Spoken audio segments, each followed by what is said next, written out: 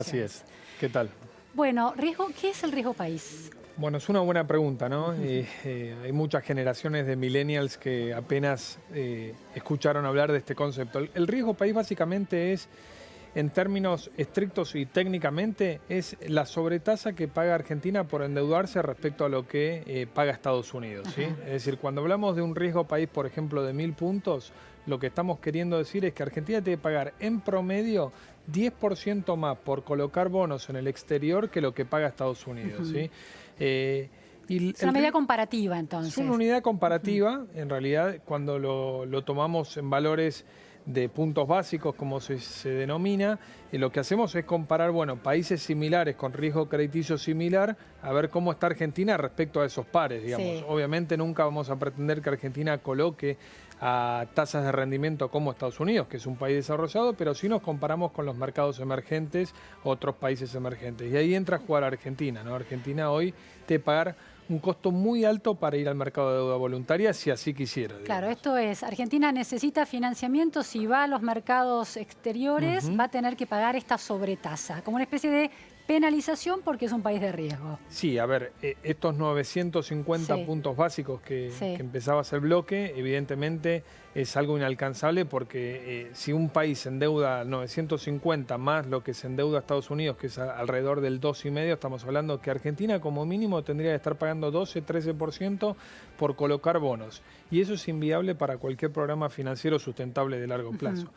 Pero también como contrapartida el riesgo país es la confianza que tiene el inversor sobre un país. A ¿Sí? ver. El inversor extranjero o el inversor local. ¿Lo mide también al riesgo país a Sí, eso? exacto, Ajá. porque el riesgo país surge del rendimiento, es una cartera de rendimientos que tienen los bonos de ese país soberano que estamos mirando. Sí. Entonces, cuanto más alto es el rendimiento de esos bonos, es porque los inversores se están deshaciendo de los bonos, Claro. hacen bajar el precio y en contrapartida sube el rendimiento. Entonces Claro. quiere decir que hay más desconfianza contra ese país, porque Claro. ningún inversor quiere tener ese bono. Claro. O, en definitiva, le están pidiendo un rendimiento mucho mayor Claro. al promedio para asumir el riesgo de tener esos bonos en Claro, la cartera. porque es ¿sí? una inversión de riesgo. Es Entonces una inversión de riesgo. gano más, pero corro mucho riesgo. Exactamente. Claro, interesante. Y sobre todo, perdón, Sí, sí. para complementar el análisis de la Argentina, también pesa mucho la historia económica. Argentina es uno de los países que más ha defaulteado su deuda pública, digamos. ¿Cuántas veces? Y más de 10 veces a lo largo de su historia. Obviamente que el evento más reciente y el que está en nuestras retinas es el del 2001, que fue hasta el de Grecia el default más grande de la historia. Claro. Y que recién se solucionó 15 años más tarde cuando vino el gobierno de Cambiemos para tratar de incluir en esa reestructuración al 7% que quedaba de los famosos holdouts. Claro, ¿sí? claro. Entonces, no solamente incumplimos la deuda, sino también que tardamos más de una década en llevar una solución, digamos, Claro. a aquellos que habíamos incumplido. Claro. Y no confundir que todos los bonistas son fondos buitres o que son especuladores, ¿no? Porque en el 2001 hay que recordar que muchos jubilados o muchos inversores argentinos que apostaron al país, Sí. obviamente tentados seguramente por las altas tasas las de altas rendimiento. tasas o también por un mal asesoramiento, han caído en esa desgracia del default. Entonces creo que meter a todos en una misma bolsa es hasta Sí. peligroso, digamos. Para llevarlo a la vida cotidiana, esto es el riesgo país, mide en una persona, va a pedir plata al banco y reúne una serie de condiciones muy críticas y negativas que hacen que sea un deudor muy riesgoso. Probablemente no pague. El riesgo país es como el veraz, Claro. ¿sí? Del Está bien. sistema de mercado de bonos a nivel global. Claro, está bien. Si tu riesgo país es muy alto respecto a tus países que son, digamos, que tienen igual calificación crediticia en el mundo, quiere decir que el inversor desconfía mucho de tu capacidad de pago. Claro. Está midiendo capacidad de pago, es decir, tener los recursos y también voluntad de pago. Claro. ¿Por qué hoy el riesgo país está muy alto? El gobierno Cambiemos lo que ha mostrado sí es una voluntad de pago permanente y nadie duda de eso. Sí. El tema es la capacidad de pago y el tema es que en el medio tenemos un Las evento elecciones. político que ahí, digamos, la voluntad de pago según quien gane está discutida Te también. invito a escuchar las palabras del presidente Macri en relación a este tema. Por favor. Lo vemos.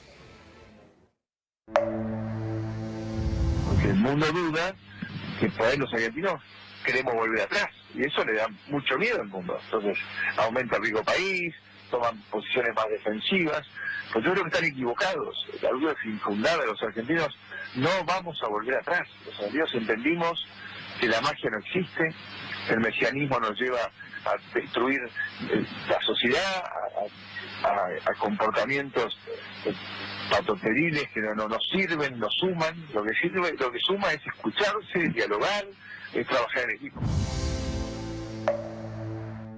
Bueno, lo estamos escuchando al presidente asociar la suba, este subidón del riesgo país, con la posibilidad de que gane otra fuerza política, se refiere al pasado, la expresidenta Cristina Fernández de Kirchner. Ahora, ¿esta es una afirmación de electoralista, de una parte interesada, o es un análisis que se hace en torno a la Argentina y que da por resultado este riesgo país? Bueno, a ver, desde la investidura presidencial es lógico escuchar estas palabras del presidente tratando de inyectar credibilidad, digamos, en un momento delicado. Lo que pasa es que las encuestas, a priori las que conocemos, dan otra tendencia, ¿no? Y en esa tendencia también están las expectativas que tienen los inversores. Y en el medio, en definitiva, es una cuestión de dinero también, ¿no? No es una cuestión de fe apostar a un país o no, digamos, sino es una cuestión de, bueno, hay gente que está invirtiendo su ahorro de toda la vida, o hay gente que está invirtiendo o a fondos de pensiones a nivel global que invierten en deuda argentina y que en definitiva si perciben ese riesgo, que es lo que muestran las encuestas, y bueno, tienen que tomar decisiones. Pero ¿sí? ¿quién elabora el índice del riesgo El país? índice es un índice privado que elabora el JP Morgan, la banca norteamericana, pero digamos participan todos los países del mundo y es en función de los datos públicos que hay de las cotizaciones de los bonos, digamos, no es algo subjetivo, ¿sí? No es subjetivo y no es político, quiere decir, la consideración del escenario electoral y la posibilidad de que gane Cristina Fernández de Kirchner, como señala el presidente, ¿está integrado en esa construcción del número del riesgo país? Sí, por supuesto. Cuando nosotros miramos, bueno, países de igual calificación crediticia que la Argentina, digamos, que están cotizando por ahí en riesgos países de 400, 500 puntos básicos, quiere decir que este diferencial de casi el doble que tiene la Argentina tiene que ver justamente esta expectativa política muy negativa,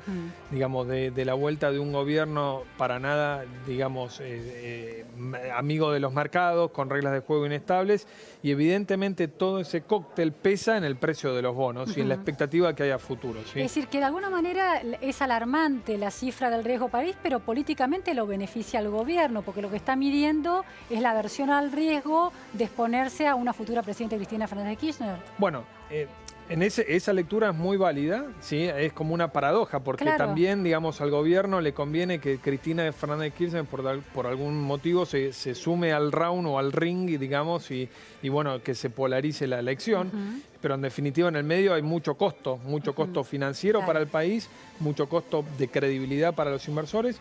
Y también el hecho de llegar a esta situación hoy con Cristina Fernández de Kirchner con posibilidad de ganar las elecciones tiene que ver como conclusión de que tampoco se han hecho demasiado muy bien las cosas en el gobierno de Cambiemos. Bueno, entonces, aquí va la siguiente pregunta. ¿El riesgo país está teniendo en cuenta la incapacidad del gobierno para manejar esta crisis, la incapacidad para haberla evitado? ¿Y está midiendo el futuro de ganar Cambiemos las elecciones? ¿Cuál es su plan de gobierno? Que mucho no sabemos, alguna continuidad en algunas cuestiones estructurales.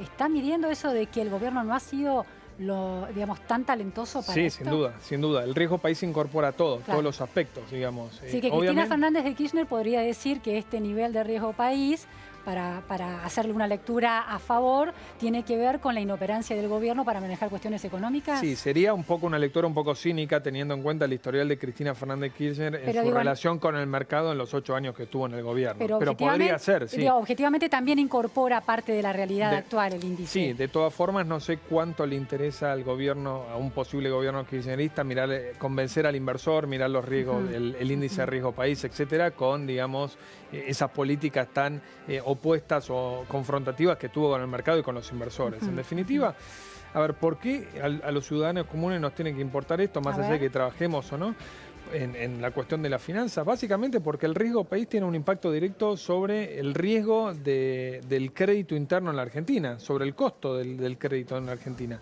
Y también para argentinos, para los bancos argentinos. A ver, la contracara del riesgo país es que, digamos, tenga que el Banco Central subir las tasas de interés lo suficientemente alto como para evitar una fuga de dólares en la Argentina. Eso se traslada después a los créditos que uno puede sacar para el consumo, créditos hipotecarios. Es un círculo que se retroalimenta. Los precios también. Los precios, obviamente, no es una variable aislada y ajena a la realidad económica del día a día nuestro.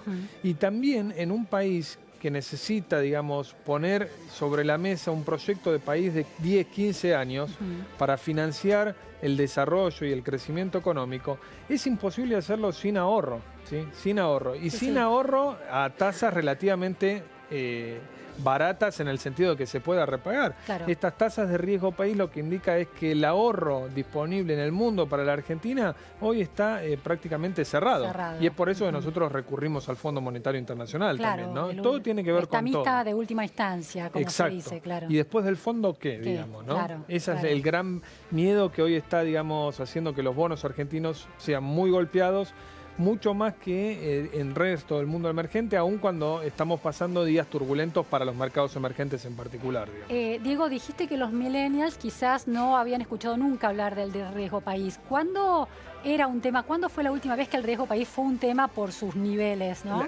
La última vez fue en la época de la Rúa 2000-2001. Sí. Si ustedes recuerdan, había como una parodia, un programa de medianoche mostraba un muñequito que parodiaba, digamos, cómo iba creciendo el riesgo país, hasta que en definitiva nos encontramos en la salida del ministro de Economía Cavallo en ese momento, de la Rúa y del default de la deuda argentina. ¿A cuánto se llegó en ese momento? ¿A qué riesgo país se llegó? Bueno, en realidad cuando Argentina defaultea la deuda ya deja de conmensurarse, llegó a niveles de 5.000. Inmediatamente antes de defaultear. Y más o menos a niveles de 1.500, 1.600. Obviamente no son comparables estrictamente con la situación de hoy porque era otro mundo también. En el mundo estaban las tasas de interés muy altas, los precios de los commodities que tanto exportamos nosotros eran otros, digamos, mucho más bajos, y obviamente no teníamos este respaldo del Fondo Monetario Internacional con su programa, programa a la Argentina, digamos, ¿no? Hoy el crédito que le dio el Fondo Monetario de la Argentina representa casi el 40% de su préstamo total en el mundo. Así que hay una famosa frase que dice, bueno, cuando vos le debés al banco $10.000 y no los podés pagar, entonces tenés un problema. Ahora, cuando le debés $10 millones, el problema es de los bancos, es del banco o de los dos. Y es un poquito en la disyuntiva se encuentra el Fondo Monetario hoy. Digamos, ¿no?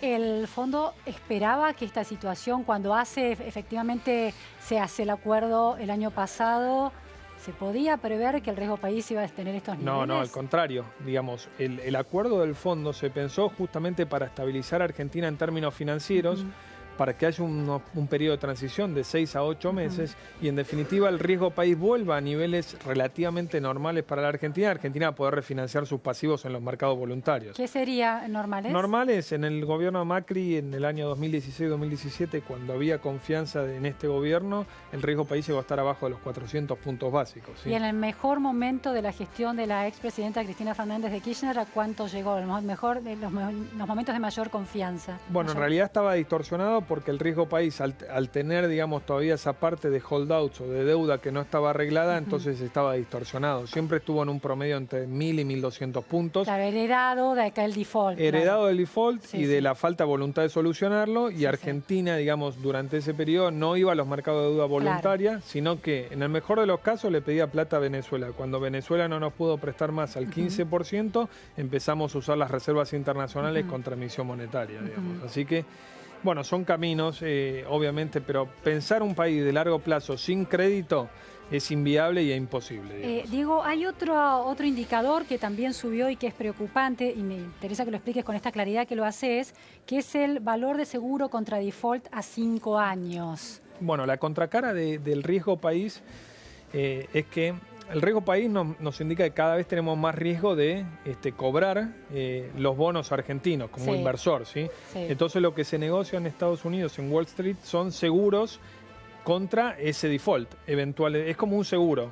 O sea, vos compras un seguro para que tu casa, digamos, esté protegida contra incendios. Si se incendia, entonces el seguro te va a pagar, digamos, el valor que estaba asegurado tu dinero. Si hay un riesgo de que un país defaultee a 5 años, exacto. Si hay un evento de incumplimiento, hay CDS de 1, 2, 5 y 10 años. Si hay un evento en algún momento de incumplimiento de deuda, entonces uno está pagando una prima, ¿sí? Para cubrirse un eventual default y que le devuelvan todo. Obviamente que también, cuanto más cara la prima es porque más riesgoso es el subyacente. La contracara, en este caso, la deuda argentina. ¿no? Ahora, ¿cómo se soluciona esto? Digo, estamos con las expectativas del ingreso de divisas por la liquidación de la cosecha del campo. ¿Eso sirve para algo en este contexto? A ver, es un vaso de agua en el desierto. Obviamente que en años electorales en Argentina siempre tenemos dolarización de los ahorros, ¿sí? De portafolios, como decimos nosotros. Entonces era inevitable no pensar que pueda ocurrir ahora. Ahora, la dolarización... ¿Inevitable qué cosa? ¿Que pueda ocurrir qué cosa? Que la dolarización de las carteras de bien. inversión, digamos, Sí. en épocas de elecciones. Ahora, cuando vos tenés tanta incertidumbre política, cuando tenés una recesión económica y cuando ves que la disponibilidad de dólares es escasa, entonces eso tiende a acelerar la demanda de dólares. Obviamente que si se liquidan dólares del campo va a ser mejor porque va a ser un mercado más abastecido. La pregunta es si alcanza, digamos. Y mirando un poquito más allá es, bueno, ¿y después de las elecciones qué? Obviamente dependerá del gobierno que gane o del partido que gane, pero bueno, ¿y qué? ¿Cómo construimos un país de 10, 15, 20 años para evitar repetir estos fenómenos que son no solamente recurrentes en Argentina, sino que se dan cada vez con menos tiempo, digamos, ¿no? Entonces es más complicado. Diego, última pregunta. Sin esperar a las elecciones, que es largo plazo todavía, ¿cómo se sale de estos niveles de riesgo país ahora? Y es muy difícil. Creo que hay como una sobrereacción. Primero hay como fechas claves. O sea, estamos hablando sobre supuestos. Y el supuesto hoy que maneja el mercado es, bueno, que Cristina se presente y que tiene chances de ganar. Ahora, se va a presentar, bueno, el 22 de junio van a cerrar la lista, vamos a ver. Después el otro evento son las elecciones primarias. Después las elecciones de octubre y si hay balotaje, el balotaje. Es muy difícil. ¿Solo es política? Es política y económica. ¿No hay nada que el gobierno pueda hacer? Obviamente que si vemos algunos pequeños brotes verdes de la economía, puede, digamos, darle más margen a Macri a que gane la reelección y eso hacer descender el riesgo país. Pero creo que de aquí hasta que se defina el nuevo gobierno vamos a ver incertidumbre, riesgo país que va a estar bajo presión y seguramente, digamos, vamos a tener que esperar a que haya un nuevo gobierno para una inyección de confianza y credibilidad de cara adelante, no solamente para los argentinos, sino también para los inversores. Muchísimas gracias, Diego, por estos detalles y esta perspectiva. Nos vamos ahora a un corte en la Repregunta Noticias a Fondo y enseguida volvemos.